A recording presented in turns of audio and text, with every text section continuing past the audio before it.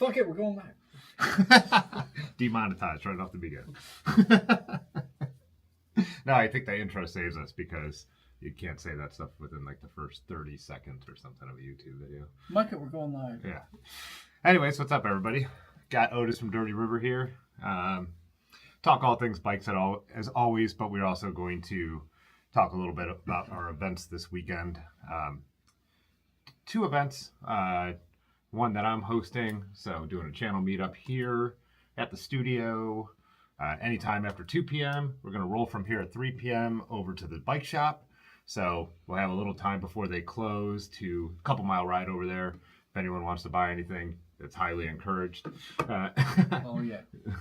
So and then we're going to roll out from Dirty River at about 4 when they close. And we have really unique, cool stuff.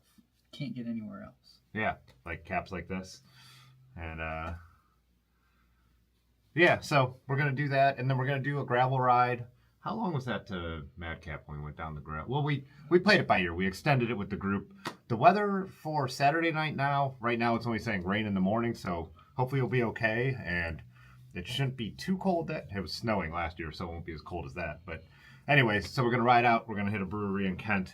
There'll be food there. There'll be non-alcoholic drinks there too. So, if you're real cold, we have a little extra winter stuff. So we got really sweet deals. Oh, you're doing a big pogies, sale on some pogies and buffs and we don't have snow, but gaiters and warm socks and beautiful stuff that we love and rely on. But we have a little bit too much going on.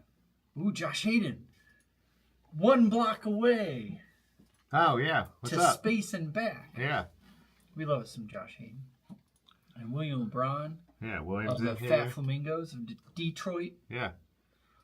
Oh, Donald, actually, I saw your emails, and I was going to email you back before this stream. He sent me some flowers that were already blooming, crocuses and stuff in Cincinnati last week. I stopped on my ride tonight and took a couple pictures, because now I haven't seen any daffodils yet, but the crocuses were out. But yeah.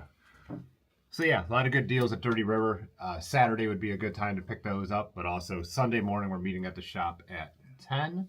Hopefully it doesn't rain. Yeah, so my ride will be a no drop. We're gonna have a leader. We'll probably have someone sweep it. We'll stick together basically. So I'm not going to release a route because then we could also, like I said last year, we played it by ear. We added some. Everyone was down to do a little more off road, so we added some, and we'll just same thing. If it's raining and it's cold and we don't feel like it, we could cut it short. If not, we go long. But the Otis Bay at 10 a.m., that will, you'll need the route. You could try and follow someone. I wouldn't recommend it. You're going to need a way to navigate the route, which you haven't actually dropped the link yet, right? No, we Got can't. A couple We things can't. to check out. We literally on Sunday I'll put some pictures, but the wonderful little river dirt loop, the only off-road loop at Bab Run, like Yeti Squad, we went down there and we sawed through a foot thick tree with a hand chain. Oh, nice. And pushed everything out. We made like little cut trails, like the Bab Run loop. I'll talk about it in the pre-ride, but is pretty unique this year after that flooding. Oh, okay. So it's if you're running a true road bike, you might want to skip that part. Oh, okay. But, which is easy to... It's an outback. Yeah, you could still go down and climb the hill and just not go into the dirt. Yeah. It's still totally doable. Yeah, you got to dodge a cheese ball being thrown at your face. Yeah. And then go down the dirt if you have big tires. Do you know, speaking of cheese balls, does Nathan take his dog to the dog park? I don't think so. Okay. I don't think Diamond likes... Someone like lightly tapped their horn as I was coming off the towpath today, pulling out of that lot, and I thought it might have been Nathan. Okay. Yeah, Pudgy, you're still recovering. Yeah. Hi, Danny Boyle. Nice to see you. Good buddy of the shop, Kelly's Island adventurer. Do I know Danny? That sounds real familiar, but I'm so bad with names. He follows the stream. Oh, okay. So, yeah. I pulled up him and his family. I know you might have to adjust it, but I just did pull it up to give people an idea. Well, we are going to adjust it, right? We're not going to go as far into the falls. But just to give you an idea, this is riding from my house, so it adds, 3 miles, but a flattish miles. So think 39 with 3,900 feet of climbing. I think technically you hit 4,000 when you showed Yeah, it was right? 38 and 4,000 last year. Yeah. So, but yeah, I'm cleaning up a couple things. But if you're super type A and you just need to do it, like this is 90% of the ride, so just download this and it's already there and do that. Yeah. It'll be great. Like nobody does the whole route or does it right. Everybody misses turns there's and always stuff a little because you get going too fast. But a lot of it is just trying to challenge yourself and see some parts of Akron that are you've never seen and done. I'm trying to link some really long, good hills this year, but it's always a work in progress. And I posted in the event on Facebook that if anybody wants to give me $100,000 in a support team, I'll make this a real thing where I can care about little comments and stuff because we're just trying to get by and do this after a violent winter. So one thing I was trying to tell everyone too is if you do come out, like you can see how Akron's kind of the reason it's hilly is because of our two rivers. And it's the river valley, so you can see we're kind of jumping in and out of the river valley. If you need to bail, like this green through here is the towpath, and you could ride almost completely flat back to the bike shop or back to the after party. One gradual hill. Yeah, and we come right past the shop here before we go for the last loop. So anyone could, like, you can bail on this and pretty much take bike paths and chill roads all the way back. Yeah. So it's one of those things where if you set out to try and do the whole 40 and it gets too tough, because a lot of this stuff is very steep and punchy, it's just climbing steep and punchy hills over and over again. It's very easy to bail on. So, and just head back to either the brewery or the bike shop, depending on where you're at. So. Yeah. It's just trying stuff. Like it's going out there to see what you can do because there's so many different types of hills and things like that. So some are Cadillac Hill. I mean, it took all of us many times to figure it out to be able to get up because it gets bumpy and weirdly steep. Like there's dirt, like loose bits. There's steep bits. There's curvy bits. So it's like, if you can do it and not put a pedal down, like you're winning. And just pick your poison. It's about going out and goofing off with 100-odd people. Check out this question. Oh yeah, dirtyriver.bike. Yeah, we have most of our inventory on there. The unique caps are too unique, so But we're happy to accommodate you, or if you see something and you can email us and we'll hook you up if the website gets weird. But yeah, dirtyriver.bike. Yeah, there's a hot link. That's not the word I was looking for. Hyperlink. Hyperlink in the valley. God, we might have had a few drinks yesterday. Oh no, sober. What's up, Alex? So what is Danny's? Oh, we made a super sweet bronze salsa timberjack with some espresso wolf tooth bits and some custom made super tough wheels. Oh, nice. And it's beautiful. Timberjack. That's what Aaron has, but the light blue one. Right? Yeah. Like Aaron's, and with just a few custom details. It's a lovely bike. Are you coming out, Jay Dandy? He usually does. Yeah. Thought we might have run into you yesterday. I meant to text you. We ended up going at least 3 out to Kent, but the way I don't know, a couple beers early in the morning, and you're not really keeping it all together. Yeah. Oh, I also wanted to drop a link. I did make a website for all the rides this weekend. So a lot of the information is here if you want to check it out. And then in the Discord, you can ask any questions you have. This website doesn't have a comment section or anything, but if you want all the information in one place, if you're not on Facebook, because you'll probably drop the links on the Facebook page. If you're not, I will add them here once we have this. So they'll be on that link. They'll be in the Discord. So thanks, buddy. Yeah. Good looking out. Yeah, you need the route if you want to try and do it faithfully. You need it. Yeah. And also, I've said this before. If you don't have the route and you ride ahead of people and you ask where to turn, yes, you are my least favorite kind of person in the world. Yes. You're not a good person. You're not my friend. You're not a cyclist. There are social graces in this. Yeah. Well, on any group ride. Any group ride. If you don't know where you're going, there's generally at least one person that knows where they're going, and you just follow them. Mm-hmm.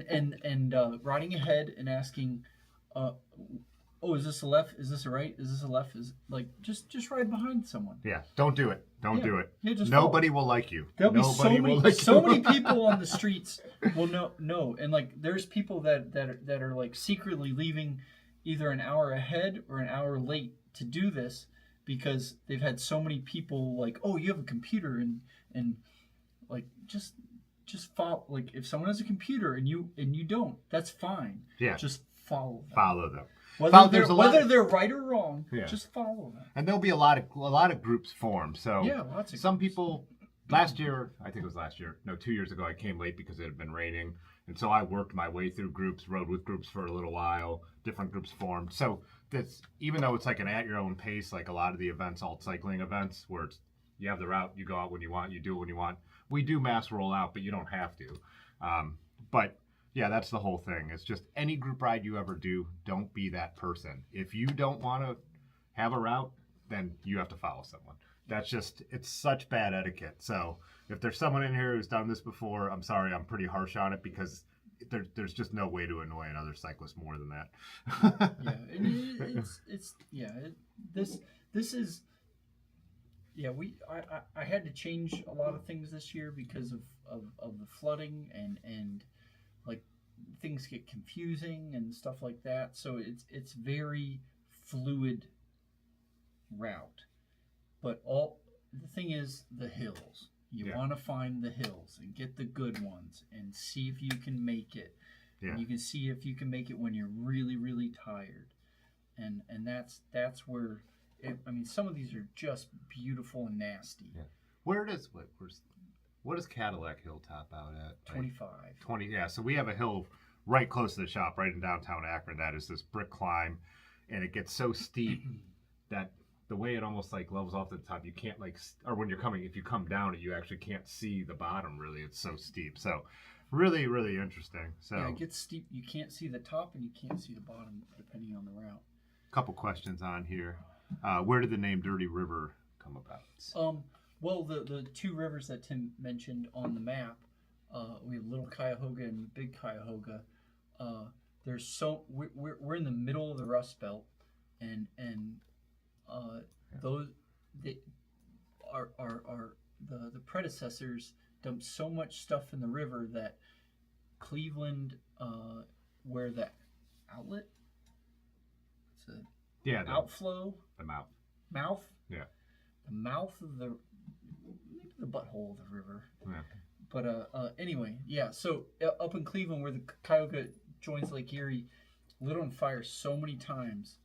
In the 50s, 60s, and 70s. Going back farther, but the last time was in the time that's famous was in the 60s because it started the environmental movement, which the EPA was eventually created out of. All that stuff. Yeah, so. There were a few events, but that was a big one. Is that the water lit on fire?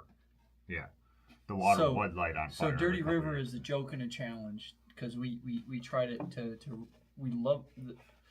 The river makes this place awesome and interesting and curvy and hilly. It's great, and we want to be a part of it getting better.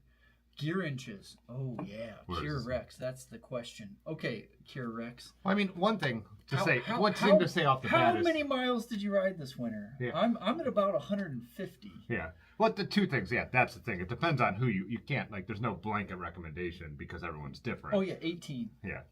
But that's my blanket recommendation. Yeah. What if you don't want to walk? 18. So I know gear inches don't directly relate to this because tire size and all that comes into account. But what is because I don't think most people have gear inches in mind. What would be an actual gearing that you would say, like a 44, 34, whatever, Yeah. Well, it's complete. Like everybody's a different strength. So like I one thing you can talk about is low gear tooth differences.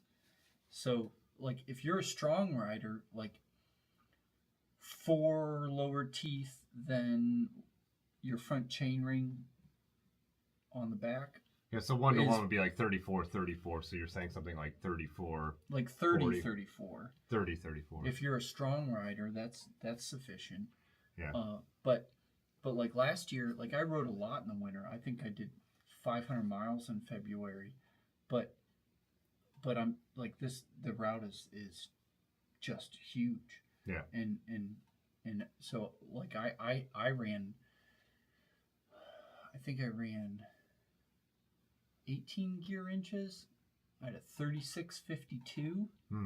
What I have 34.42, I think on this. Yes. Because I'll ride my rally. 34.42. And I could climb all the hills. So Cadillac Hill being the hardest. The hardest just not to put a foot down because it's literally hard to balance, to find the right balance. It's so steep. There's harder climbs in Kenmore that aren't quite as steep, but I think they're harder overall because they're just longer. But yeah. But then like the your segment, the Falls Zonkaland out of Bab Run, like that hits about 30%. Yeah, that but, one little bit. Yeah, real short and punchy. And so it just depends. Like if I'm like right now, I'm gonna ride a bike with mountain bike gearing. I'm gonna run 32.52 on with smooth tires. Yeah. And that's what I'm gonna do it on. Yeah, with my back being bad, I still considered riding the Gunner, but I think when it comes down to it, riding 40 miles with that much climbing, I'm gonna want to be on the rally. Yeah. But I don't want to be that upright. But yeah, this year, I a number of different reasons, but I'm making I haven't made it yet, but making the Slotus Roubaix, which is a 20-mile route. There will be a shorter one this because you've always been kind of against the idea of doing an easier one, but you're like, with how hard this winter's been, there should be another option. Yeah, we lose snow 2 weeks ago. Yeah. So, yeah, this year, because normally it's like it's a 40-mile route and you start it and whatever you can do, like some people would ride 6 miles and then just stand in downtown, cheer for people, and would go to bars and then meet at Missing Falls, and it was great. But yeah, so this year we're doing a short route. I think I'm going to start it after, so we kind of are on the route together. So it'll be after, and it'll be kind of the second half of the route. Oh, that's good, because Erin was asking about that. She's like, I won't see you guys. But we will so the people doing the big route will slowly catch up to the people doing the short route. Cool. And it'll be more, fun and seeing everybody. And if someone's, can barely breathe on the last couple hills, you're seeing all these other people come through and cheer for you. Yeah. I think that'll be fun. Let me answer this question too. Diabetic cyclist asked if I'm doing Black Fork this year. I'm not. Me and Aaron are doing a trip that's a week after or a week before Black Fork, and so we decided to do that instead this year and spend our money there. I'll be back to Black Fork eventually, but I'm fine to take a break from it. I've done it the last few years, and we just decided to do something different this year. And then Jay Dandy, I'm pretty sure we're going to do Madcap again because pizza. Yeah, I don't know how many people show up. And Madcap doesn't do table service. You go up to the bar and order, and there's a separate window for food. So it just makes it really easy to have a group that could be 20 or it could be 50 to show up there. I'll message them, let them know we're coming with some amount of people, but it's just really good in that way that you're not like, we don't have to try and find tables or get a special room. Missing Falls is the best place for that, but since we're going there for the after party the next day, I wanted to make it so if someone does travel, you get to see a different spot and ride different roads. So we'll be doing more gravel off-road on the way to Madcap, just a mix of bike trails and that. Whereas Otis Roubaix, for the most part, will be paved or brick. But still, I know some people like, I wouldn't do it on super skinny tires. I would still prefer to have like a little bit of cushion in there for a long day out. But that's my mood in general anyways. But yeah, like all the stuff I've done on 28s, but I won't run anything smaller than 55s now. like really fancy, nice 55s. But that's slick, beautiful, supple 55s. Yeah, but, I rode 38s yesterday for St. Patrick's Day, and it felt so you skinny. You got it handed to you. Yeah. But we were. With the way the weather was, we stuck to mostly pavement. We censored it for you. It's censor anything for me. How would this compare to the Dirty Dozen in Pittsburgh? Real similar. I've never done the I've ridden my bike in Pittsburgh. Yeah, it's not the steepest road in America, so it's not like Canton Road, but there's some depraved stuff. So George mentioned Clearview. I think in my mind I would say the climbs in Pittsburgh are closer to Clearview because the valley's just deeper there. So your climbs are longer, and there is some real punchy stuff. Most is 100 to 250 feet. Yeah. It's not. So, with the exception of Clearview, nothing is super long because you're just kind of going in and out of these little steep like valley walls. But Jay Dandy said he made Cadillac Hill cleanly once in about 6 attempts. Yeah, about 23 gear inches, Jay Dandy. You need to get a bigger derailleur. Just do it. Yeah, well, he's got some built. You've been here. Yeah. Get them big gears. You're running too tight a cassette. I don't know what the gear inches were, but I've made it in 34 before I had bigger gears on the rally. It was not easy. My problem, though, usually is not keeping the pedals turning. It's keeping my balance right on the rally. Yeah. Because I find you lean too far forward, I skid. Have you ever sung Tony's song? Sung Tony's song? Yeah, Tony Scarpiti. He has a Cadillac Hill song? Oh, yeah. No. Oh, I'll censor it. But yeah, Tony Scarpiti. He was here for I think for a few. DD. Oh, so the ratio is similar. So Yeah, Dirty Dozen is 6,000 feet and it's 60 longer. miles. Like in general, Otis Rebay is 40 miles and 4,000 feet. So pretty similar then, just on a profile. I think the climbs are a little different, but yeah. But yeah, Tony Scarpiti. He's been on the live stream at least twice. Yeah. But his is The famous his Velma face episode. Yeah. His Cadillac is face down, booty back. This is how you Cadillac. But I should pull up a picture of Cadillac. It doesn't say booty. What does he say? Booty. But yeah, you can't sit down on Cadillac. If you sit down, then you can't move forward and backwards. But you hover over your seat and you move forward and backwards so you don't wheelie or lose traction. I'm gonna see if I have any pictures on Flickr. Nope, just an actual Cadillac. I do. Do you want me to send you some? I do, but I just didn't. Dave, can I send you some? I know what Cadillac Hill looks like. Well, it wasn't for you. Yeah, for the stream. Yeah, Cadillac Hill is all about balance for It's sure. all about you, isn't it? How am I going to get that? I don't know. Yeah, You're the stream master. Actually, the Discord is the place to go. But yeah, anyway, yeah, Cadillac is like bumpy brick, and then it goes to like a weird cobblestone where it's like 5 smooth, 1 raised cobblestone. Yeah, it's weird how it's for those two horses. Yeah. And they've cleaned it up a little bit. Like it's not like full of grass like it. You're spelling right. Yeah. But No, it's been cleaned up. Like it's nice that it's yeah, because the one year there was like trees down and dirt on it. Now it's been cleaned up. Grass. Yeah. So yeah, it's There's a good image. yeah, there you go. Yeah, it's Freaking tight. it's like a 130 foot wall.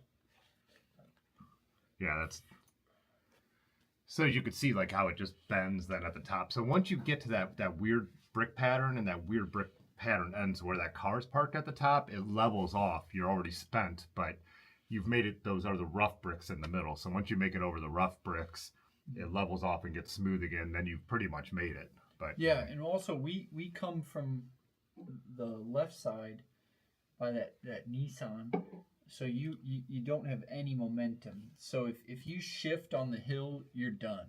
Like you are done. Yeah, I'd go right into the easiest. I don't really get much of a run. Oh, get out of here, Ryan. I don't. You need to hover. I am definitely no. I've been I've been pretty close to being in the saddle too. I might be barely touching, but he's right. I'm like lean forward, but still I need enough weight back to keep from spinning out on the rear tire. But Booty back. yeah, This is how you Cadillac. but those rough bricks really can throw you because you start to go sideways a little bit and you will Yeah. not recover. Like, you know, you Yeah. have to send it straight up. But yeah, Yeah, I found out Ann from Yeti Squad and Dawn, who's one of the strongest riders we know, like they ended up crashing into each other because Ann was trying to save the route by cutting to the side, and they like bashed into Dawn. And like Dawn is a roller derby artist, Yeah. so like Dawn ain't gonna take that business. So oh, here's this looks like it might be a close up of the bricks. Yeah. Also, if you're not from here and you want to come out and if you're ever out here, oh, and that's you a want good one. and you want to try and ride this, it's See, not they're all slanted, and Cat- then there's a couple yeah. raised ones. Cadillac Hill is a nickname, so it's actually called Bates Bates Drive. Road. Yeah, whatever Yeah. Bates. You're kind of the Thoroughfare? master of that, right? Oh, they used to have a bike and running race called Master of Bates. Did they really? Really? Master of Bates? Yeah. It's been done like within the last 20 years. I'm not kidding. Master of Bates. Wow. See? I just surprised you. Did. Oh, this one's like from way. Look at this angle. I've never. Yeah, it's serious. But then, Is it all patched up to that same? Oh, you're not on that. Yeah, it's patched. It's very like Yeah. you can drive a car through there right now. yeah, because they had it closed to traffic for a while. That's downhill. That's super. Yeah, that's a good one. Justin rides down Cadillac Hill. Give Justin some reps. Look at that. Look at that. That's perfect. That's the angle you need. But yeah. So, anyways. But then that's not. I mean, there's a couple other that right in that area, like Maple. Yeah, That is Maple's way tough. harder than Cadillac Hill. It's just smooth. You feel like you're upside down for a minute. That's to the LeBron James Arena. Yeah. Oh, look at this picture. Dan Arbach from the Black Keys sitting on Cadillac Hill. Yeah, I guess I didn't realize that the like they curved them, like they angled the bricks Yeah. for traction. Yeah, it's weird because a lot of the steep hills in Akron that still have bricks, they use that different kind of brick that leaves a gap, and that was for the horseshoes to go into. But Cadillac Hill doesn't have that. I wonder if it's so steep But that there, they, yeah, it's only two bricks, and then they raised one. Yeah. That's interesting. And this is past the rough part. This is right. No. Well, it's hard to tell with the color I don't know. of that.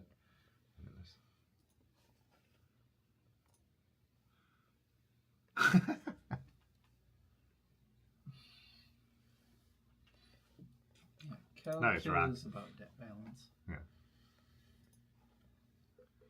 So yeah, should be a fun weekend. I think it's a cool way to see Akron. I am always bummed when people come into town this time of year, just for the reason that it's not pretty yet, because a lot of power lines are visible and stuff before it's green here. But you know, but the other thing we've always said is when there are no leaves, the views when you're doing, especially like hill climbs, is kind of cool because you could like see around. When you're up in Kenmore, you could see all downtown Akron, and all those views become like obscure. As the weather gets better. Well, there have been talks in the past. If you support Dirty River Bicycle Works, well, we can do a Ride of Falling Leaves or the Il Timbardia. If we're not impoverished in September, we can do some crazy business. Yeah. When it's warmer and with some beautiful leaf fallings and stuff, but yeah, it's Also, to bring this up, I've talked about it on the channel a number of times, but for anyone in the region or in the area, or if you just happen to be in the area on a weekend, every week Otis hosts a ride from Dirty River. So this is more of a big one that we promote. not an assassination ride. Yeah, and those are no drop group rides, but usually, like you don't need a fat bike, but it's not a road bike ride. It's a off exploring. It'll be a lot like what we do at the channel meetup.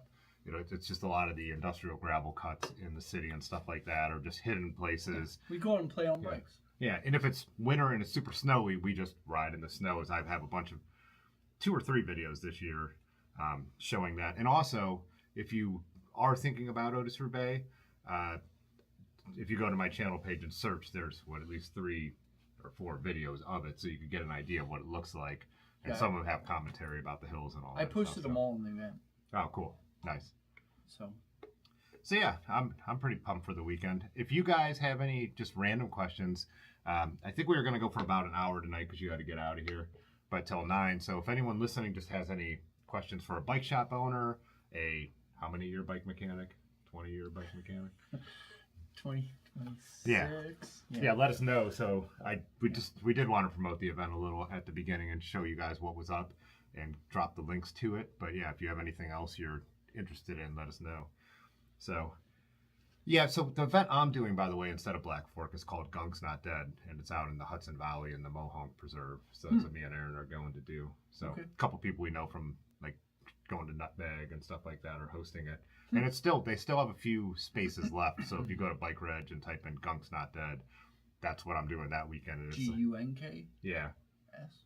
Yeah, because the Gunks, it's the Shawana Gunks, but everyone refers to it as the Gunks. So Gunk's Not Dead is a take on Punk's Not Dead, you know. So yeah. Thanks, Bicycletta. I'd say they're caps, but yeah. You know what's funny though? Caps on haps.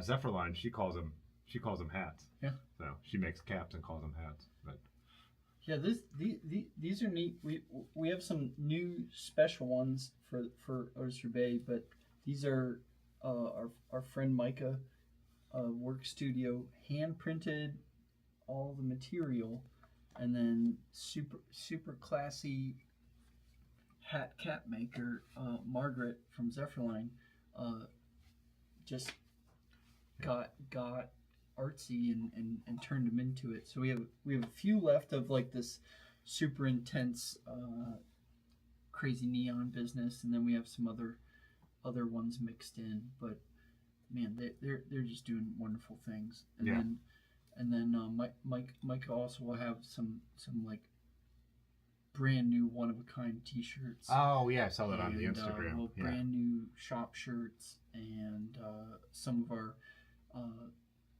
smart wool long sleeves still left over. So yeah, we have we have special water bottles. Ride bikes, pet cats, and catch them on the hill, and all kinds of fun things. Got asked what the drink of the night is. This is one I hadn't seen before. It's Mad Tree. I know Mad Tree, but Seeing Color. So I think it's a new hazy they just put out. So yeah, little hair of the dog after yesterday. Mad Tree's in Dayton, right? Mad Tree's down by you, Bicycletta. And then you beat people with cheese balls. I got one right between the eyes last year. Yeah. Steve Marino, you want your cassette to be bigger than your chain ring. That's the start. And then you're young and light, so maybe that's enough. But I need my cassette to be significantly bigger than my chain ring to finish. And but it's Ride to Survive. Yes, we have Catalyst and Zeitgeist and a number of other Swift bags in stock. Yeah, you have some of their newer small ones in stock, don't you? Mm-hmm. Did I see those in there? I can't remember. I'm blanking on the name, but they have a new handlebar bag that's handlebar facing, so you can get in and out of it while you're riding and grab stuff. It's pretty cool.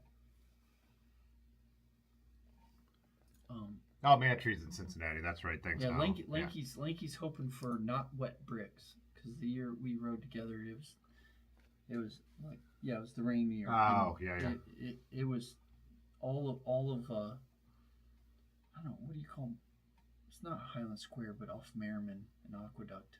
Oh yeah. It's all those bricks were just super wet and slippy. Yeah. That was sketchy. We're hoping for it to be dry. Yeah. I think that The Ollie pack. That's one of the new ones. I think it's like a round. Is that more like a burrito bag style? I think that's the shopping bag that goes in a basket. No, I don't have the Ollie pack. I have this. I have a super closeout Cardiff waxed canvas basket bag for about $30. So you should pick that up. It's brown and beautiful and kind of the same thing. Oh no, bag? it's that Yes. one. No, I think I do have that Yeah. one. I forgot that. I didn't know that was the name of Yeah, that I'm one. pretty sure I do have the Ollie pack. It's interesting how Swift kind of really popularized like modern versions of the Paradise bag, and then they ended up putting out like the kind of bag that I feel like they replaced in a way. You know what I mean? Because these were very common, this style of long saddle bag, and then I feel like the Paradise bag, at least in the alt cycling world, kind of took over.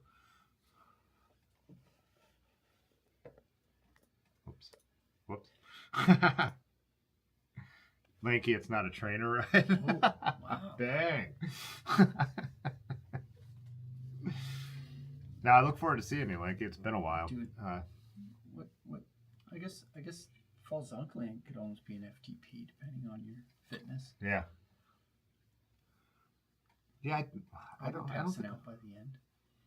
I don't think I crossed paths with Lanky last season because when Woody had his big cyclocross event, Lanky was in New York doing races, and then I think Heck of the North coincided with when we go out east for Nutmeg, so I didn't get to see everyone there either. No virtual filming it. Wow, Yeah. All right. Look, we're gonna have like a thumb wrestling competition here. Actually, I mean, Jay Dandy's not on Instagram, but following Lanky, it's been more skiing than anything. This year, especially. He had a streak that got crazy. Like, into the 40s or something, Lanky? But yeah, this year for winter sports was one of the years, or like I said, fat bikes. And all the videos I was making, some of the Yeti rides, I was struggling through them. And I'm like, man, this is the year I wish I had a fat bike. But also, I'm like, next year, does it snow at all? Yeah, it's been ridiculous. Favorite bike? What's your favorite bike? My old bike? Both my bikes. Which one of my old bikes? Yeah, both my number one and number two bikes are both bikes that belong to Otis.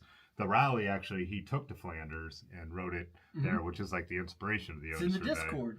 Yeah, and I could show that in a second. The Rally's probably my favorite bike.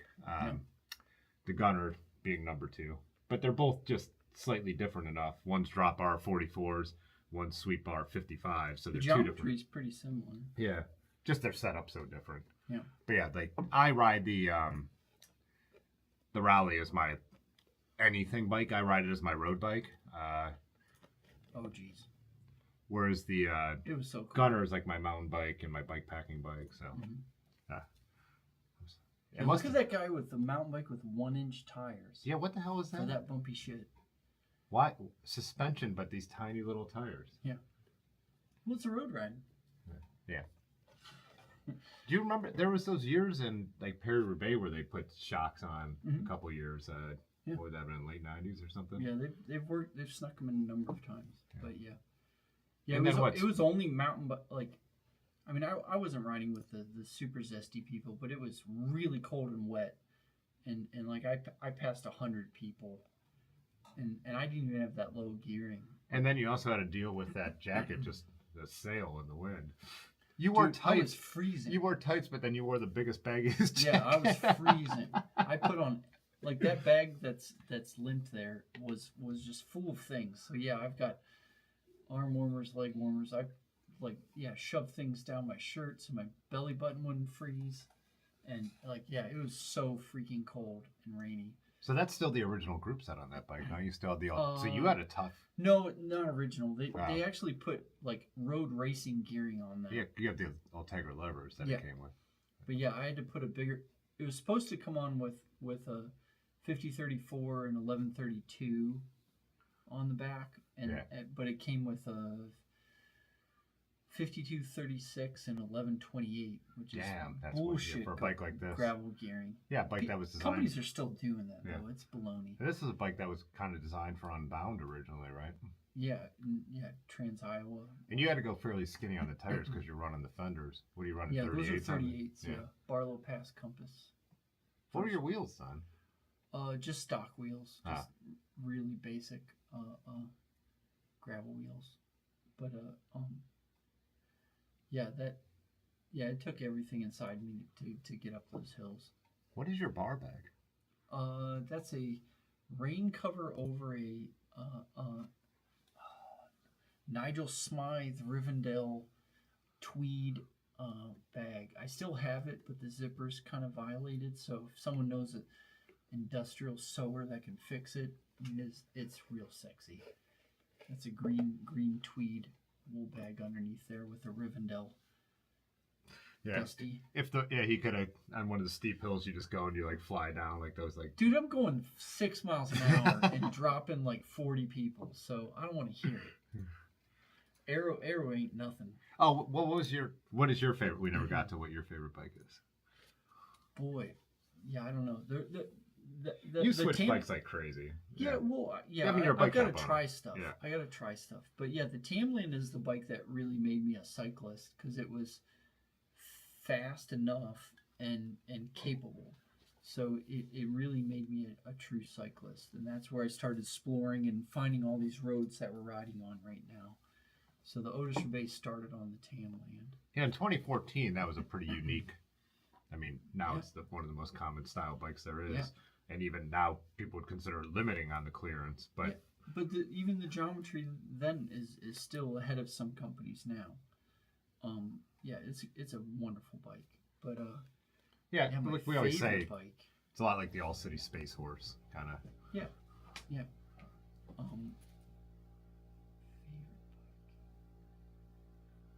How could you name a favorite bike? Because every time you build a bike, you're like, at first it's your favorite, and then you're like, I'm pardon now I'm selling and building this. Now this is my favorite bike. Yeah. Fat bikes are usually my favorite because you can just go so many places. But for sportier bikes, probably the Gorilla Monsoon is Gorilla Monsoon is wonderful. I have one with 26-inch wheels right now. Actually, it's in Tim's basement. But I really like small wheels and big tires. Favorite biking snacks? I mean, for me, if it's really just a snack, I like candy. Like, I don't buy like sports nutrition. I do like Untapped, the Stroop waffles that Ted King sells. Yeah. But my favorite though, if I'm doing like a long ride like Black Fork, I chop up dried figs. Yeah. I love dried figs, and I'll even mix them with what are the soft candies you guys sell? Oh, the scratch. I'll mix the scratch of my bag in like a Ziploc bag of dried figs and that scratch stuff, and just reach in there and eat whatever. It's just like a great little combination. Cool. But I think I got the dried. I love dried figs. I have forever. But the book, The Rider, that you turned me on to, I think he's eating dried figs in that race, and that was something that always stuck in my head. So. Is the graveyard? No, actually, J Dandy, I'm gonna. That's one of the changes. Yeah, I'm parched. The graveyard. Glendale Cemetery. Yeah, Glendale Cemetery. It's right next to Cadillac Hill. I'm skipping that because we had three crossings of that intersection, and it sent most of the GPSs into a tailspin, so a lot of people missed turns there. So I'm not doing the graveyard, but I am adding a wonderful super long hill in Kenmore. Yeah, Danny, it's definitely. We rode it this winter a couple times, even when snow is on the ground. But for anyone not from Akron, and if you are out here visiting, Glendale Cemetery is totally worth visiting. It's just, it's such a cool spot. And then, like, if you're not from here, you wouldn't know this, but when you look at the gravestones, it reads like a map of Akron because it's where everyone who like founded anything is, like the early mills, Crosby, like it's like everything is like the street names. So it's a cool spot, and it's styled in the entrance, the first road. It's like a European cemetery, but the beginning is actually like a Roman era, where they have the big tombs like along the road and stuff like that. That's what it looked like when you left Rome. They had all these tombs along it.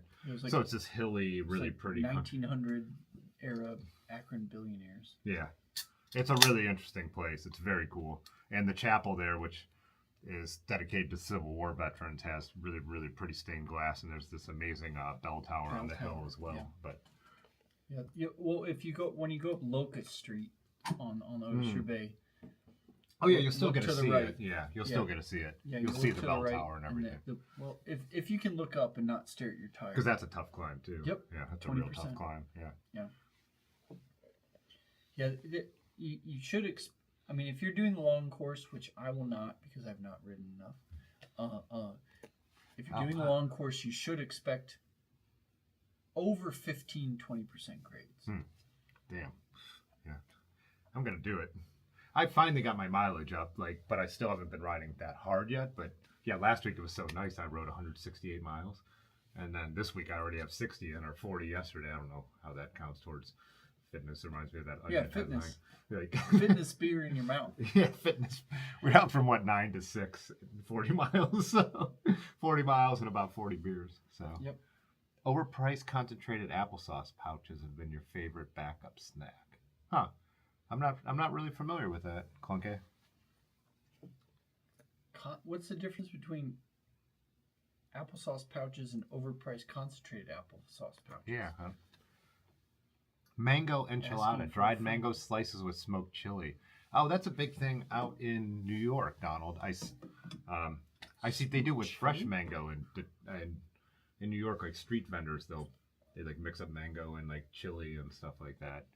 Like chili the soup or like Chili. chipotle chilies. Yeah, like hot, like spice. Oh.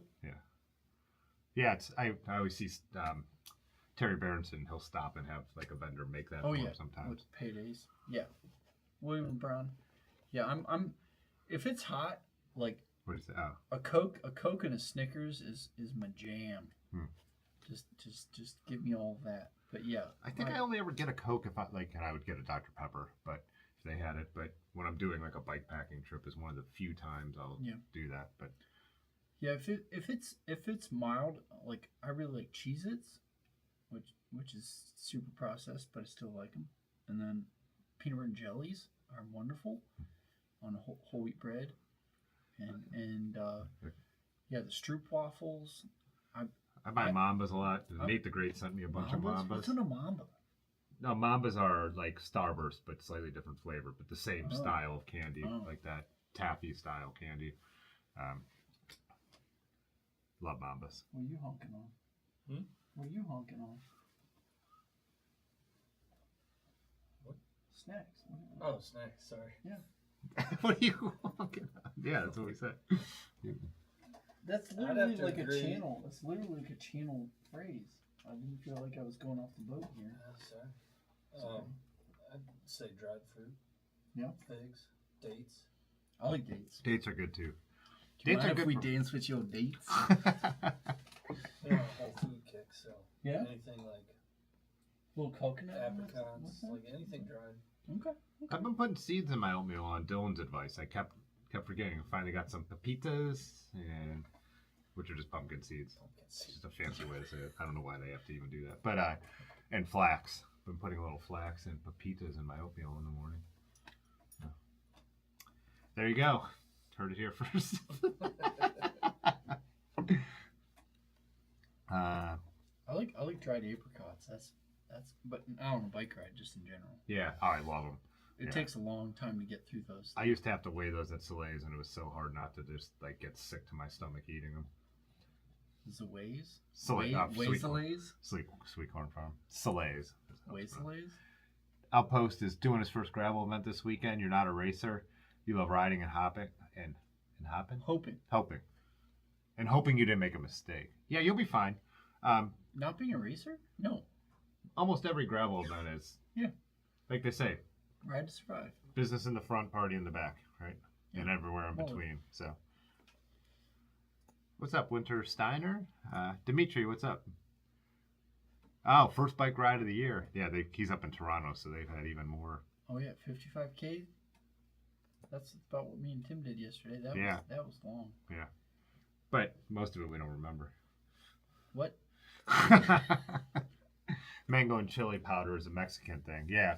Oh, for sure. I just always, and I'm, Mango and chili powder. Yeah. Really? Oh. Like dried mangoes? They make it like with fresh mangoes in like New York, which I'm sure they're just like you said, it's a Mexican thing. I know what you mean, but New York's the most cosmopolitan city in the world, so I'm sure it's Mexican street vendors doing that. So Chili mac, straight out of the bike bag. You're just slooping that with a spork straight to the face. oh my god, I've watched them. Yeah, Oh, the chili jewel mac. dates. Yeah, they're really good. Bike Jewel dates are so sweet. I have to like be on a bike I- ride. I used to eat them a little at Slay's, and I'm like, this is almost I will overwhelming. dance with your dates. Yeah. I'm into dates. Dates is good stuff. We did, so his reference, the chili mac, we did the Woody Sheetsery last year where it was a century ride where you had to go and eat. They have chili mac. You put it in the microwave in the sheets. I think they do. I can't be up to ask Lars. But like at our last one, the last stop, he starts drinking chili mac out of one of those containers. And the point of the Sheetsery, you were supposed to get, what is Is it to called? not die. MTO food, made to order food at every Sheets. And the second one, I was like, I still got something, but I'm like, I can't eat 3 made to order Sheets meals and get this. And I did more than a century because me and Ben rode out to the Or ride. you or do Best it of where you have to chili. get every time you have to get the I can't the hot dogs that are on the rollers just Yeah. cruising for hours. That's more of a 7-Eleven thing, I feel. Yeah, Sheets is more like they said, like the made to order thing, but Should be like, instead of 7-Eleven, it's 7 to heaven because Yeah. you're gonna die. You're gonna die. Chia seeds. I'll try those too. Oh, I haven't done. I don't think I've bought chia seeds yet. Can I spread them onto a plaster skull and they'll grow in hair?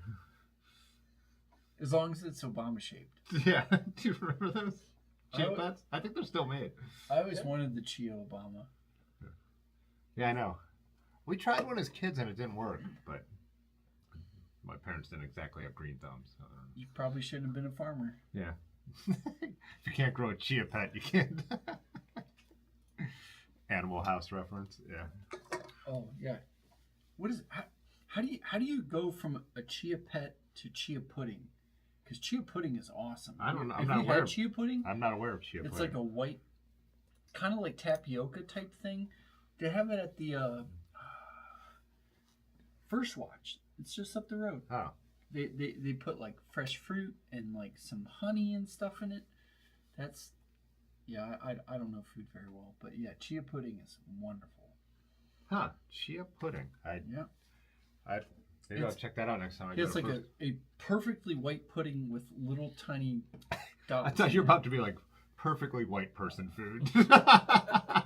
And it does sound like a white person food. just like that yogurt. What the position fuck is a you've been doing. parsnip? Turn up that music. Yeah.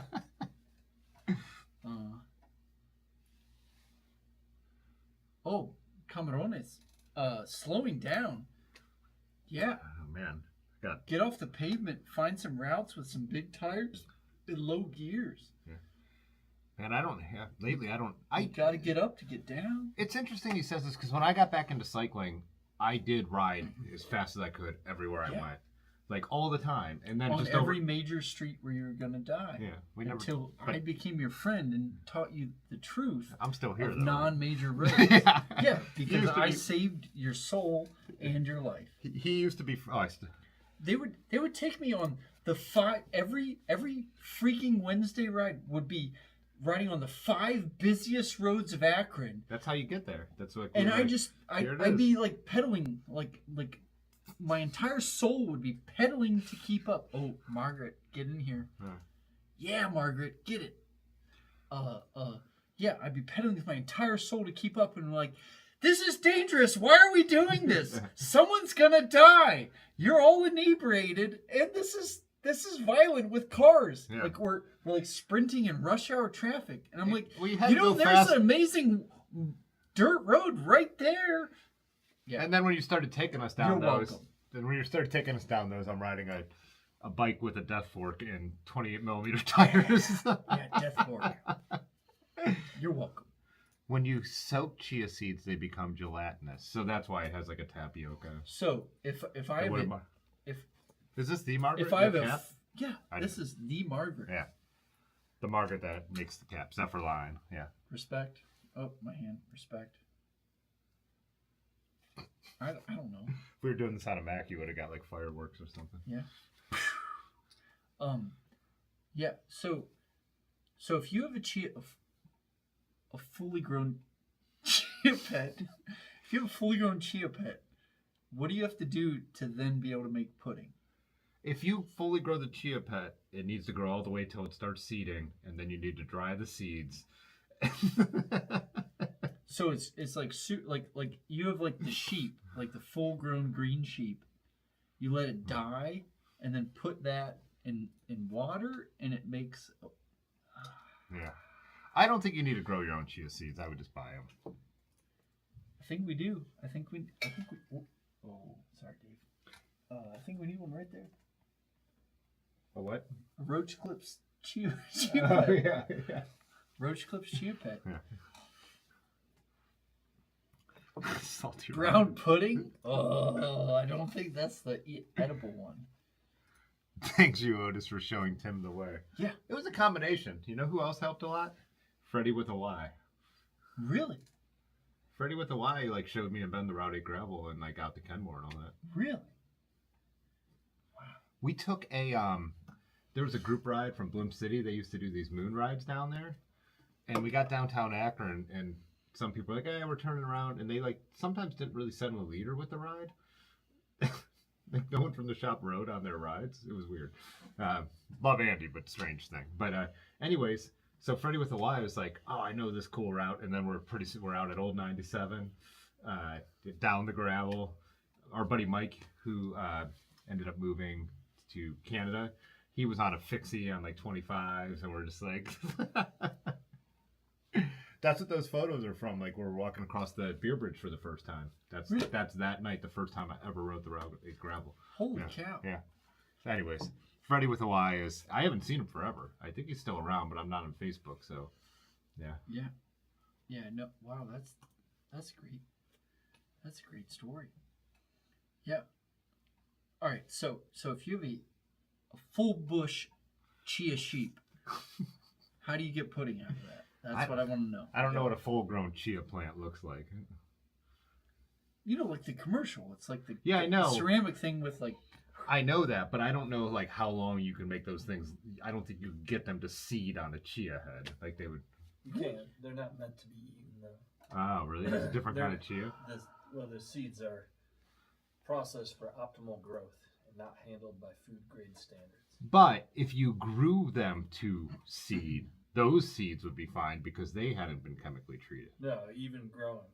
Oh, really? That's what this is saying. Oh, so they're not like, it's just like. Yeah, don't buy a chia pet just to eat the seeds. Go to the grocery store. No, can I buy a chia pet? No. And put grocery No. store seeds in it? Oh. No, can I put grocery store Yes. seeds in it? That would the be way a they yeah. process those seeds aren't food grade. But he's saying he. Well, what about the pet? Can I use the pet? Terracotta part? Yeah. I think what he's saying is they wouldn't grow as well because they're not optimized Because they're for full growth. of lead. Yeah. Well, it's just like if you grow, a jack o' Meant to lantern. grow fast. It's like a fast day seed. Yeah, a jack o' lantern pumpkin is not what you like make pumpkin sea pie out monkeys. of. You use pie pumpkins. Like They're sea two- monkeys. Yeah, like sea monkeys. We'll leave it at that. Thanks, Dave. You saved the world. I'm trying to. Start with chia seeds. We're hovering around a board time. One chia seed at a time.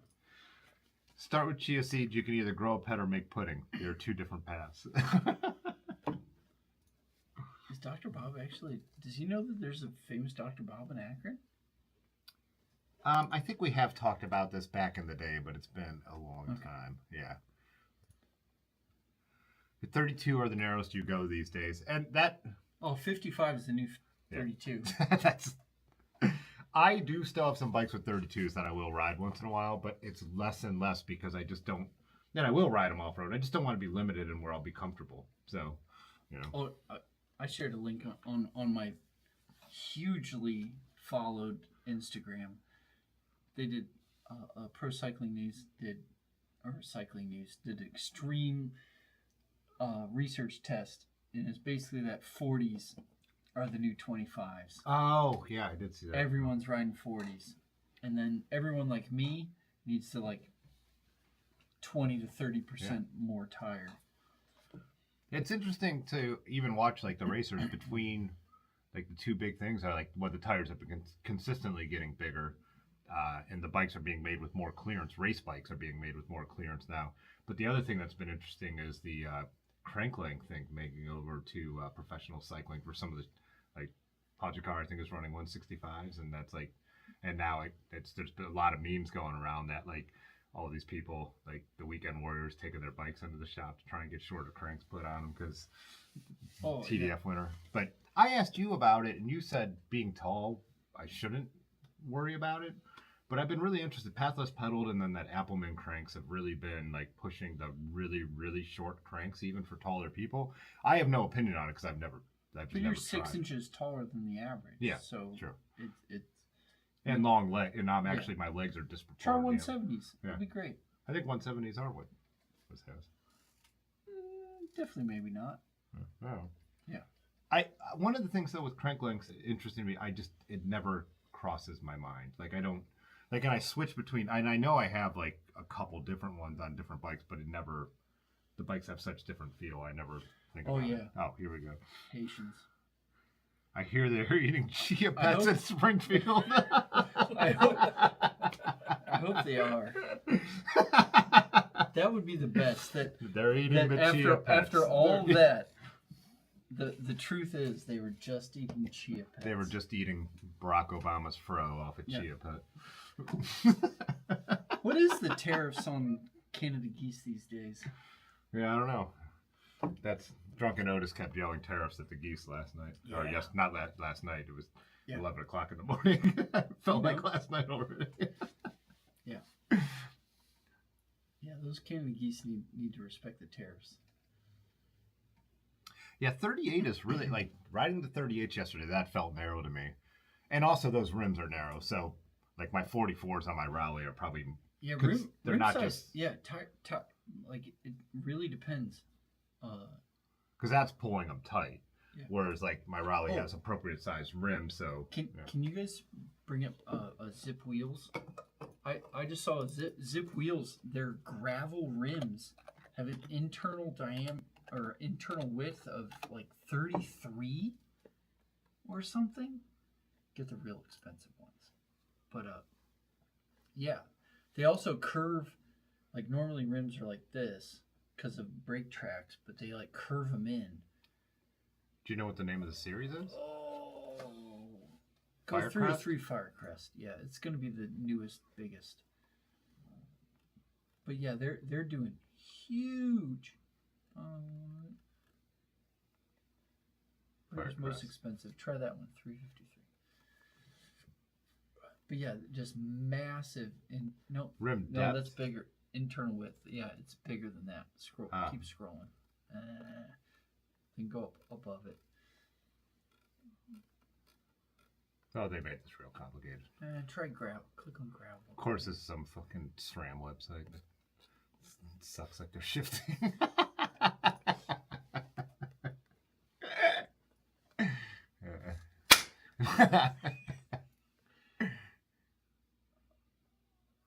Try 303 Explorer. Let's try that. That sounds right. Look how wide those are. Oh, I don't have this on the screen, but that's fine. You guys didn't miss any. No, didn't miss a thing. Try that one. Race ready. Ride ready. It had just. Where's the specs? Specifications. Right? Specifications. Where's the internal width? It was just absurd. Son of a bitch. Oh, is SRAM who makes the Goodyear tires? No. Oh. Well. Yeah. Well, good talk. They have real wide internal rims. But gravel rims are going super, super wide now. And yeah, if you got a little narrow rim, you might have a 38, but it tucks in so much that it's only a 33. Yeah. And if you have a super wide tire, or rim, then the tire, it could be a 41 or something like that. It's real. It's wild. But also like ETRTO, has like standards, but like people are designing rims wider, which is cool because you have Yeah. more air. You can run lower pressure and stuff and fit. But yeah, it's a brave new world right now. What Yeah. people are running. It'll be interesting. Like it's interesting in this way, but also like so when a bike says it's stated clearance, good thing is on a modern bike you usually have more room than they state. Yeah. But people ask me all the time with like the vintage builds, like what can I fit in there? And I'm like, man, there's so many factors, and just my collection of vintage bikes, they're all so different. Even some of the race bikes I have rooms for like 38s. Other ones like my Schwinn Peloton 28 is the max. Yeah. And so it's like, and that was an era when that's how they were building bikes. But so when people ask me that, I'm like, literally, you need to put a tire in there to find out. It's an unsatisfying answer, but you can't. But like a 38 from every company is different. Yeah, and So that's why it's- even I think what Ultra Dynamicos say ish or something on them, like they know that they have to put a size on there, but it depends on your rim. It depends on So you gotta get these Goodyear tires with that rim. No, they're just selling them with you. It's an add-on. yeah. There's It says it's only compatible with approved tires. yeah. I mean, You know. But yeah, Jay Dandy was saying that right here in this comment that I didn't read out loud that Renaers just approved their tires for the Zip wheels. yeah, but it's literally like they're like 33 was like almost a 29 plus width rim a few years ago, and now like they're taking it and curving it in to run 50s or Yeah. 45s or 55s. It's pretty wild. Shorter cranks use more of the middle of your muscle stroke. It's the strongest range. Also helps for older people like me with lower back issues. Keeps your hip angle more open. Yeah, I've watched Yeah, a lot you of don't- that. I've yeah. watched the Pathless If Pedal you got a interviews. gut, you don't thigh your gut. Yeah. It's like compelling. Like I mean, I've watched the Pathless Pedal interviews with Appleman cranks, and like I've looked at all the stuff on it. It's also one of the things where if I'm not having a problem, I'm not gonna like go and change out my whole crank set. But I could, if I was starting to build a bike from scratch or upgrading the group set, maybe I would look into it. Appleman says you've seen this thing. It's pretty cool. They rent you this crank set that has a bunch of different holes drilled in it, so you could try just yourself, like to see what different crank lengths feel like without being locked in on something. I only dog paddle. Yeah. I think some of my old bikes have like 175s on them, right? I mean, Yeah, almost all of them. Yeah. yeah. Yeah, back in the day, like Zinn, Leonard Zinn would do super tall guy bikes, and he was like, cranks only made for this tiny spectrum. Like, it used to be 175 to 170. Yeah. That's five millimeters of range, and so he was like, he would build bikes for 7 foot tall people. He was like 6'10", and he'd make 200 millimeter cranks or stuff because it was a ratio of 5'9" to 170 or 7 foot to 210, and so it was all within that ratio. But now it's if you're 6'5", you're running 170s, and you're just doing this, so you're not taxing your joints. But bikes don't use that much joint movement. Yeah. Like it's a very minimal thing. But if you're trying to reach the apex of the sport where you're just burying yourself for your entire ride, it can be pretty efficient to just have this tiny little motor where you're not taxing everything. You're just working the big muscles, and you're doing Kind of like they great say, things. spinning more, like it's just become putting a load on your, people who are freaks of nature like that, on your lungs and your VO2. And I can attest that crank down to 155 has raised your miles per miles. Yeah. Yeah. Then what did Eddie said? Went to 170s and saddle discomfort disappeared. So down from 175? I assume he means, how right? tall? Oh, it's 6 foot. Yeah, it's 6 foot. Yeah, 175, 6 foot. Yeah, you don't need to do that. Yeah, I'm gonna try 170s here in a minute. I'm 6'2", so yeah. Yeah, 175. I mean, almost every mountain bike for the last 30 years have come with 175s, and it's pretty long for most people. Used bikes, I used to always do this too. And once I had a dedicated gravel bike, Otis's old Rally, it changed my world. It's just so much better than trying to get the widest tires you can in a vintage road bike, you know. But not that it can't be done. And like I said, I really would like to try and do like the 650, putting 650s into an old road bike and seeing what I could get out of it. But yeah.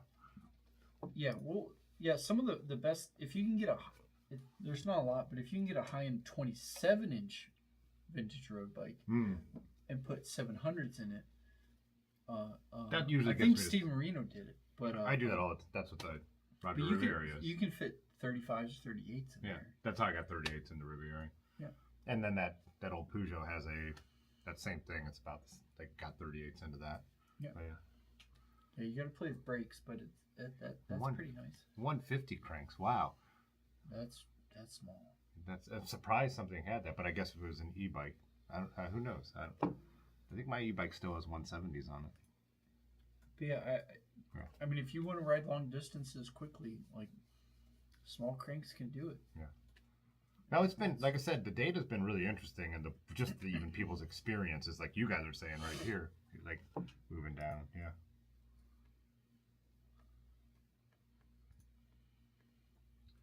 Huh. Yeah, I don't really ever worry about my bike shoes, but I mean, I wear Vans Old Schools in the summer, and I wear my 510s in the winter. I've never really, I mean, I've ridden in other things, but I've never really found like my shoes don't really bother me that much. Well, with all your back stuff, you should probably consider insoles.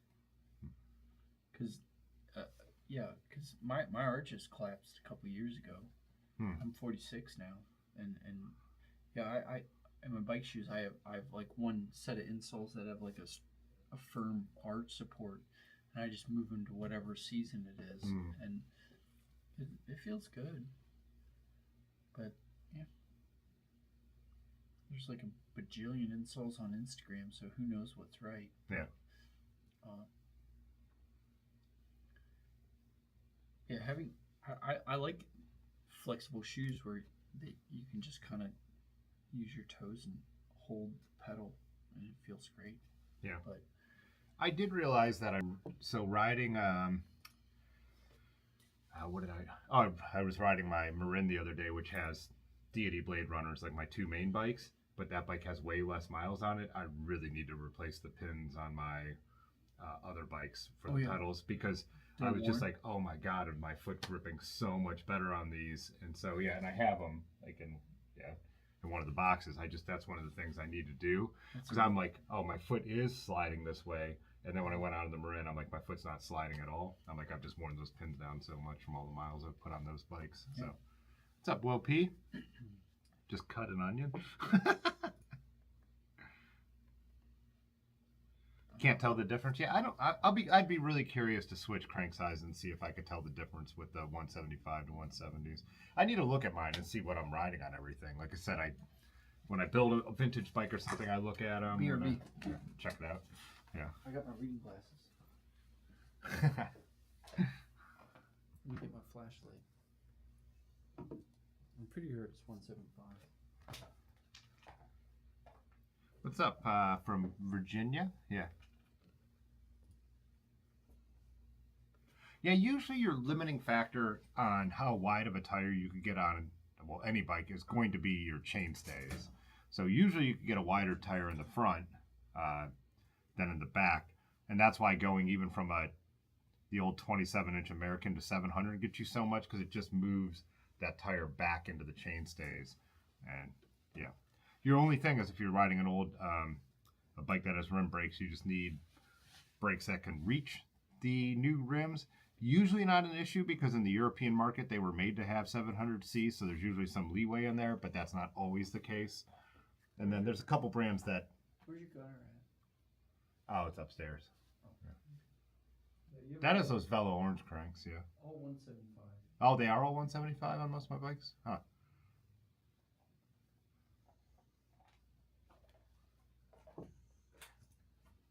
Oh, you said Appleman has the opinion that 5mm difference is practically no difference. That one surprised me. I mean, that is a pretty minor. Yeah. Yeah, it's a tiny bit. So that's where Like your entire leg, knee, hip, foot. Yeah, 5 millimeter doesn't do a lot. I'll let you answer this because I don't have an opinion.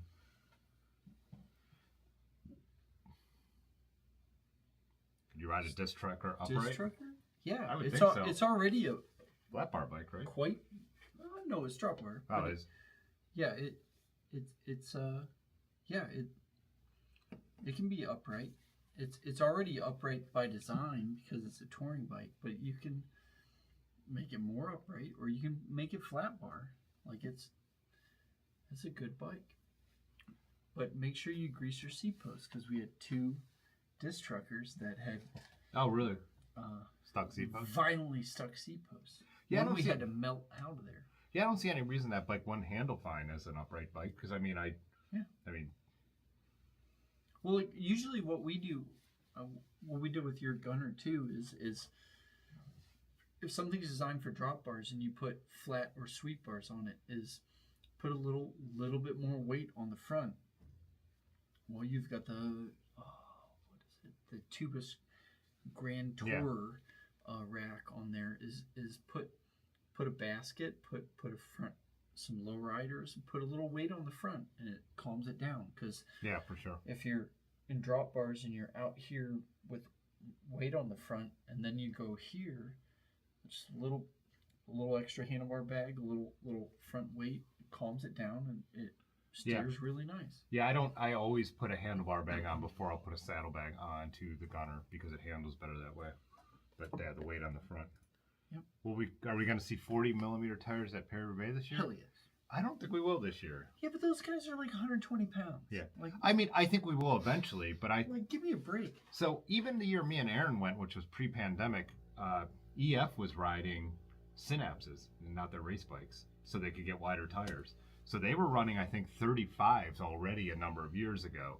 But now you got such good clearance on what the super. We'll see. I hope so. Yeah. I've been ringing this bell for years, and like big tires are the answer. Well, I mean, And these are people that are 130 to 160 pounds, like the giantest people, like 6'3", 160 pound people are out there, and they're running 30, 28, 32, 35s. Like none of us are that. Yeah. And the more bumps, the more old you feel, the more you ache, and the slower you're going to go. So bigger tires are the answer. Like just put bigger tires on it, and it's like know your role. Like if you're winning your age group national time trial, like you should have 42s. Oh, yeah. Like give me a break. Like it's like what they're doing is it's like Hungarian and Japanese. Like these languages they just don't compute. Like the other thing is a pro and a breakaway to a point still has aerodynamics to contend with, where most of us don't. We're not going fast enough that your tire width is aerodynamically affecting your ride. Yeah, but the other 80% of the ride it doesn't. Yeah. So you gotta figure out what matters and what works for you. I was thinking of you, Racer. I don't know if you were here, but we were talking about rim width and how they're getting wider, because Racer actually likes to ride narrow rims and put big tires on them so they balloon out. He likes the way they handle. Yeah. But I'm sure that depends on the tire and the rim combination. It doesn't work for everything. That's the thing. Like if you want to run lower pressures, like they're one of the Reen-Hers principles is that the more light bulb shape gives you the squish flex. It's more supple than a tire that goes out wide, and then it's more flat, and then it's harder for it to flex. So, yeah, who knows? Tim says this, but then rides with one hand in the drop and one hand with the hood. I've taught that habit comes from my. That's because he's slamming that GoPro in his mouth like a ball. Yeah, and no, it comes from the old Peugeot that I used to ride with this super slam position. So I got in the habit of, because I can't brake from the tops, I can't get enough leverage. So a lot of times I would ride with one hand, so I had the brake and one hand on top to be a little more comfortable. And I still, with the Raleigh, it's like it's a habit that I've never totally shaken. Because people have asked about it on actual YouTube comments. They're like, "Why do you ride like that?" I'm like, I don't even realize I do it until someone says that. But what's the deal with TPU tubes? Oh man, they're fraught with peril. They're so really? good. They're so light and fast and nice. But holy smokes, yeah, well, TPU is plastic. Then they connect them to either plastic valves or metal valves. Plastic valves. They can melt the TPU too, and that's a reliable connection. But then the freaking valve cores just screw in there, and if you tighten it, it just keeps going down into the plastic valve. So it's like, like just snug it. Like like if you're not the most careful person, you're just screwing your valve core in, and you ruin this $25 tube. Yeah. Just screwing in a valve core. Then we've had the plastic valves with like dodgy valve cores that leak. So we took them out, put in nice brass valve cores, and it was okay. And then you're like, metal valves. Like Green Hers sells metal valves for there, because then your valve core seats into the valve, and like that's cool. But then you have a metal valve stem, but then the TPU doesn't melt to it, so then you have a weakness there of dissimilar materials, and that's going to eventually break. So they're really cool, but man, it's a lot of troubles. Yeah, my two main bikes that go tubeless. Tubeless. Just don't try to beat the system, and tubeless is better. And it's still lower rolling resistance. Yeah, the opinions have been all over. There's people who are like become TPU like Renee says, like they really like them. But then I've seen a lot of YouTube videos pop up like why I hate TPU tubes. So it's probably the stuff you're saying. Yeah, they're fragile. I mean, like before that was latex tubes, and they're still faster than TPU, but they're like, if you inflate a latex tube too much, it does like that weird like side bubble explosion, and it's like you have to fill your tires every day. Like it's TPU is not quite as bad, but it's if you want to run tubes, I'm still in the super light butyl, like get super like lightweight butyl tubes, because it's so much less tricky. It's not quite as fast, but it's, man, you just gotta know exactly what you have, and do it, and be careful. And the install, because they're so thin, like you can pinch it and put the tube in all the wrong places if you're not like really good at installing tubes. And I'm like 100,000 tubes in. Yeah. So and it's still kind of hard to not pinch a TPU or a latex tube. Like it's a lot. So it's for people that are going to tinker and are into it and care about that kind of stuff. It's not for your average. Know what you have and be ready to do the little things to keep it up. But what about this one? 650B, good question. I love 650. Did I tell you I love 650? Yeah, he's asking about what. I don't run any 650Bs, so I don't have any answer. Don't buy WTB stuff. It's fraught with perils. They make decent tires. Yeah, tires are fine. Seats just are fine. Their wheels are not. Yeah, the rims, like their aftermarket rims, some are quite good, but if you want 25-inch aluminum rims, get DG Swiss, get Stans. Those are the good ones. Velocity. Their tubeless setups not as good as it should be. Damn, we got a ton of comments coming in here.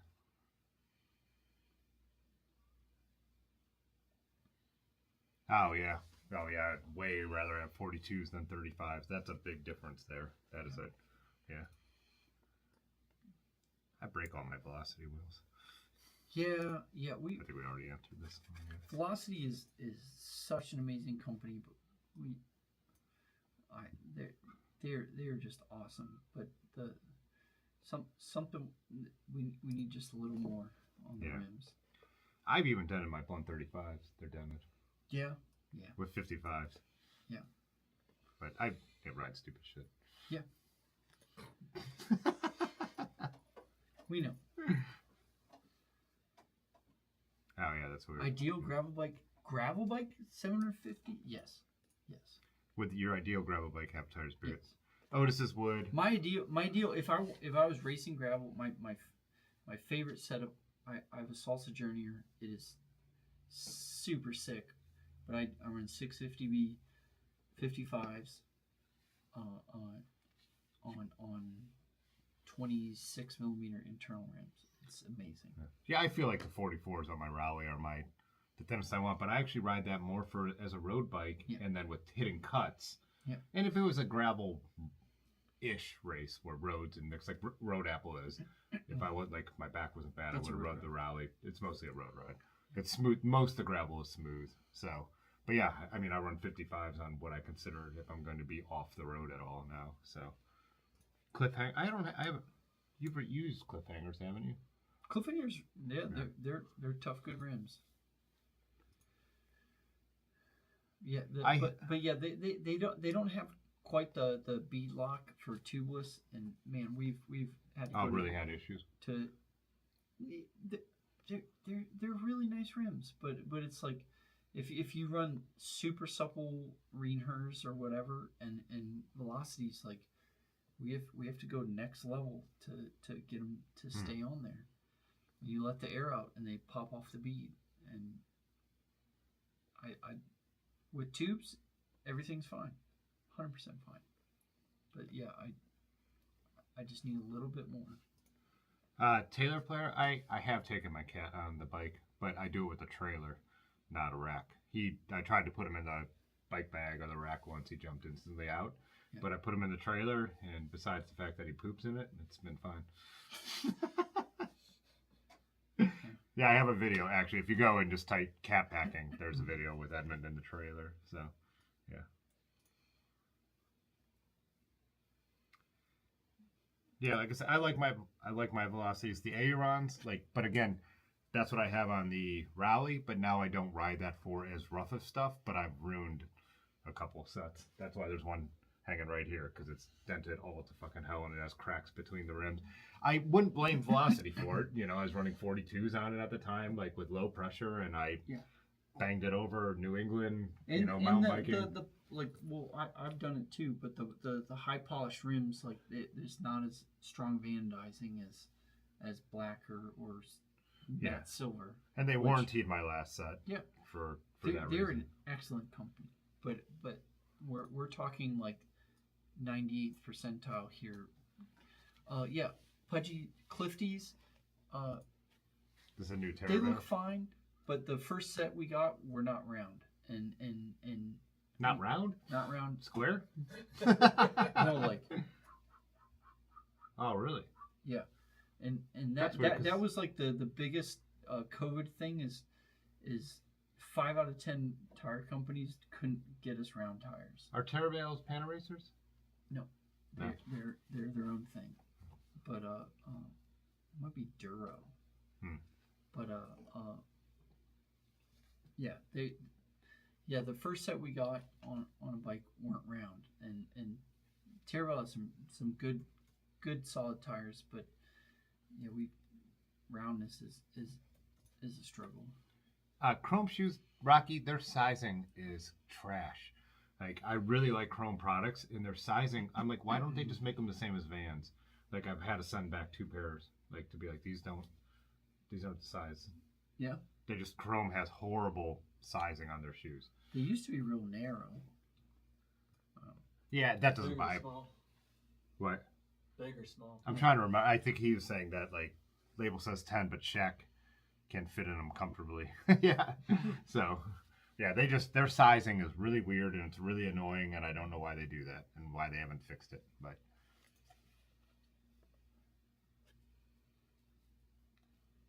Jared said, yeah, TPU is with the valves like you went through. Yeah. Yeah. Well, watch out. Make sure you keep them inflated. I wouldn't run them too low because the metal valve will separate from the TPU. Clinters, tubes, and cables. I mean, tubes. I end up using them, but cables for sure. I don't run any electronic, but tubeless, man, for off-road tubeless, for sure. It's just such a peace of mind being on a long. Or for Akron. Yeah, Like, for where we live, every potholes. time we leave, it's yeah, glass. yeah, glass, potholes. But yeah, slick tires. Fatty slick tires are my jam.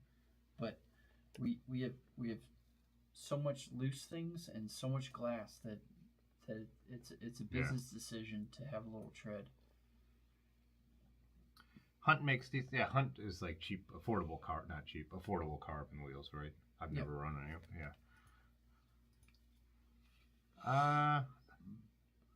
Never run either Specialized or Pirelli tires. Have you? Yeah. In the past, yeah.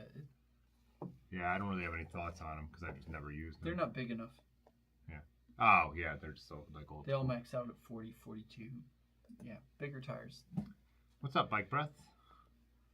B Mars looking at the stands as well. Stands rims are junk in my experience.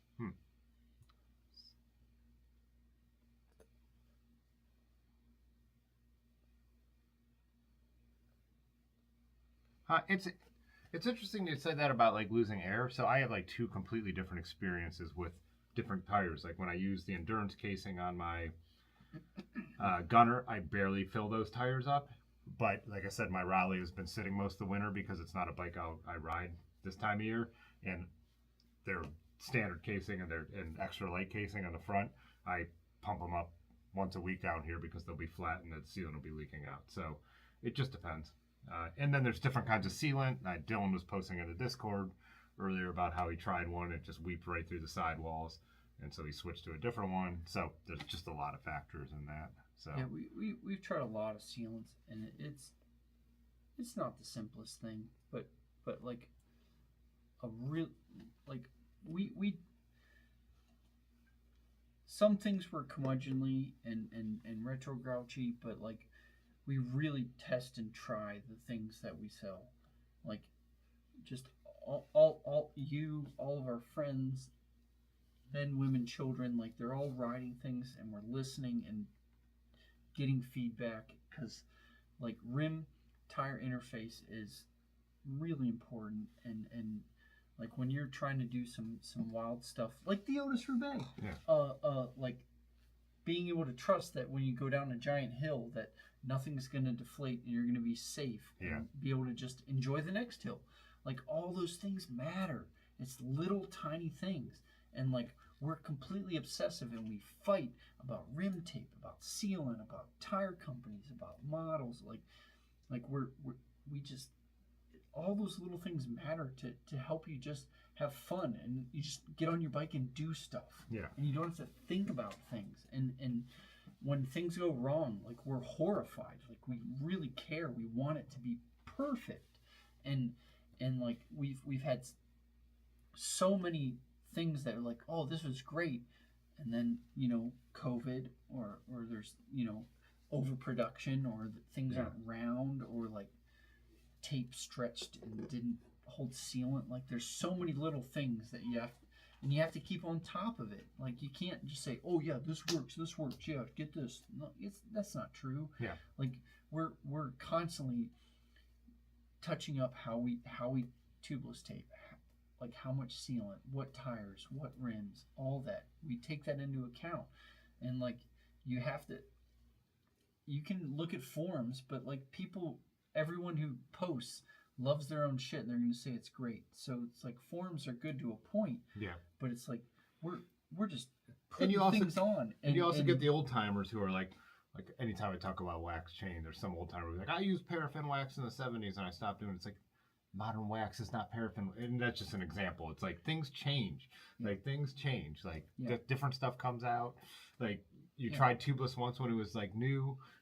It's better now. Like, but again, like it's always things change. Like, but also it's like, what do you want to risk? What do you want to give up? And there's different things. Like if you're super good at changing flats, run tubes all the time. Yeah. Like it's easy.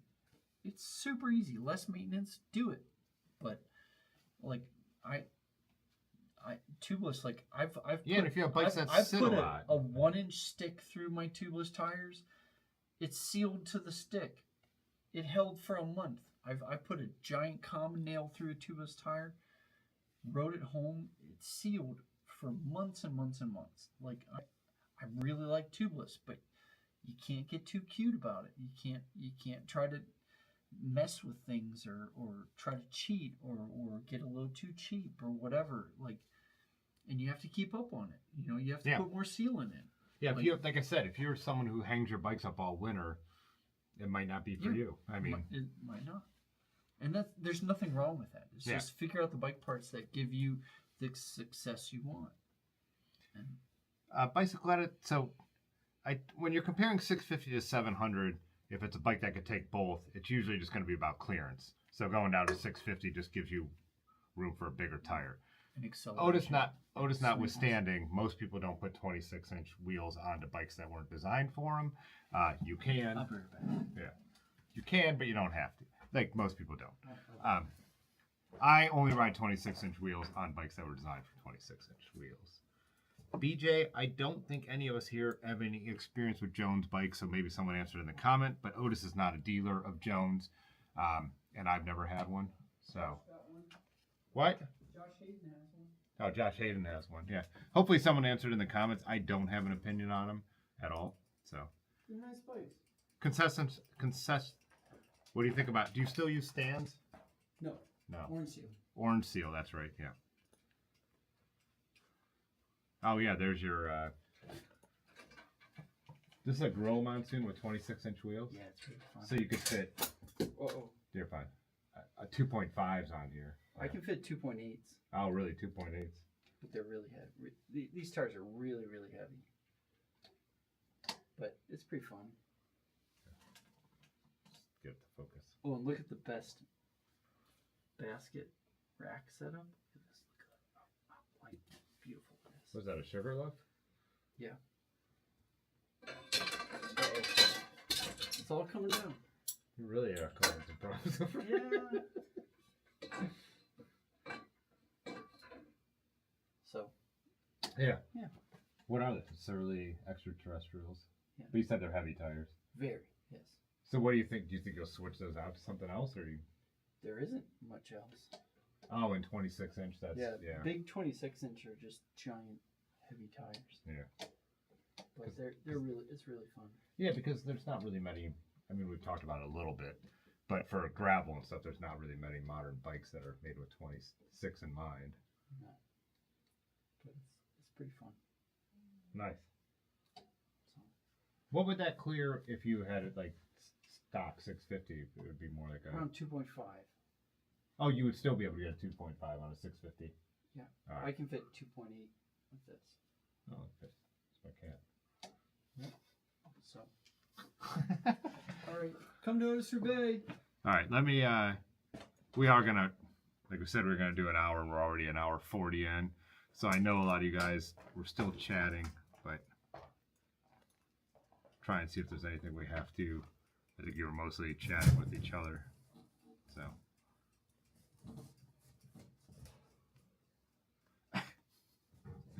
Yeah, got way behind, but yeah.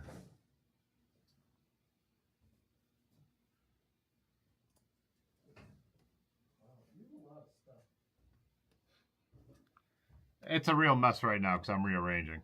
Yeah.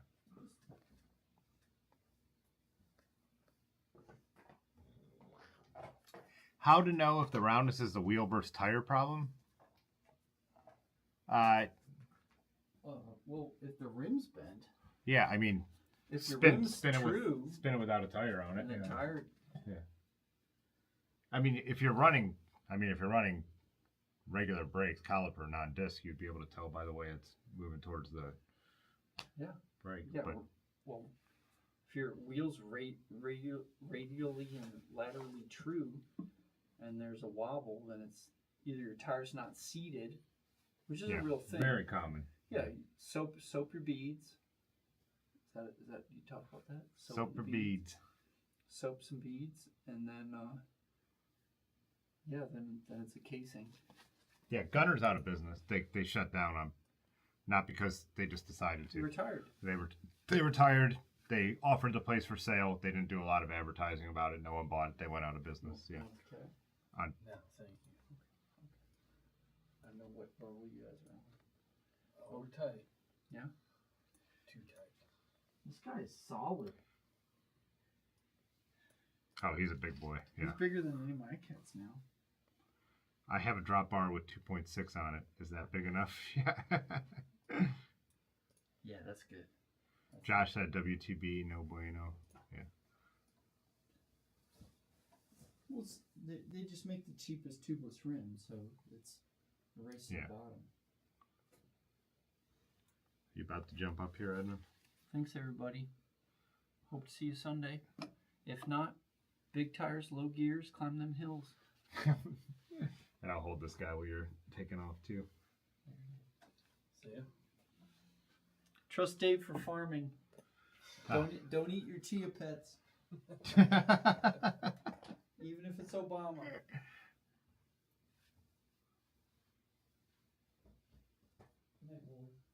See you later, man. See you tomorrow, actually. What bars, Otis? What bars are those? Boo Boo Bar. Boo Boo Bar? No, they're just crappy bars. Who makes them? Originate, the 58 Hearn ones. What's the name of the rack? This is the Reen Hertz rack. Renee Ayers rack. The Nito M18 M12 is another version, but they can't get them in the States right now. Hey, stop. I forgot that I couldn't let him go.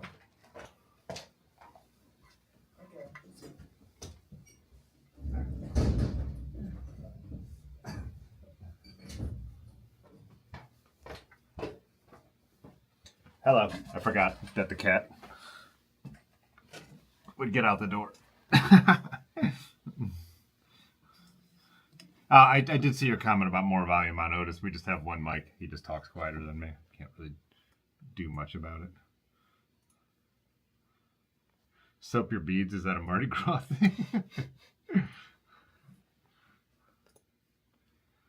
See ya, Rock.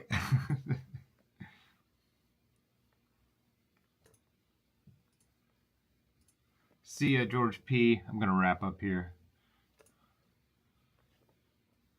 Some recommendations saying the Jones bikes are good. So, yeah. Edmund making a dash for it. Yeah, that's the door he'll run out, this back door. So I do have to be careful. But, yeah, sorry we didn't get to everything. But I think it wasn't worth cutting Otis off because I think it was good info that you guys are probably interested in. But we'll do another one, and we'll do more, like, when it's also not an event time. We'll just get Otis on. I want to do that more often anyways, just to have someone who actually knows what they're talking about. No, that should be a regular feature. Yeah. Having somebody on that knows what they're talking Yeah, about. instead of just me drinking beer and saying what I think, like having a bike mechanic who watches hundreds of bikes come in and out of the shop every single day. So, not hundreds, but, I bet he wishes. Yeah. All right, guys. Thanks as always for watching. Hopefully I'll see some of you this weekend. Yeah. Peace. Okay, bye. All right. Cause Yeah. this time. Fitzwater photo.